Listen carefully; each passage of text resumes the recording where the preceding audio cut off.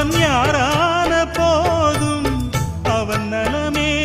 இந்த தாயுள்ளம் தேடும் என்றென்றும் அவள் எண்ணங்கள் நலமாக நாம் வாழ நல்வாழ்த்து கூறும் அம்மன் கோயில் எல்லாமே எந்தன் அம்மா உந்தன் கோயில் அம்மா உன் அன்புக்கெல்லை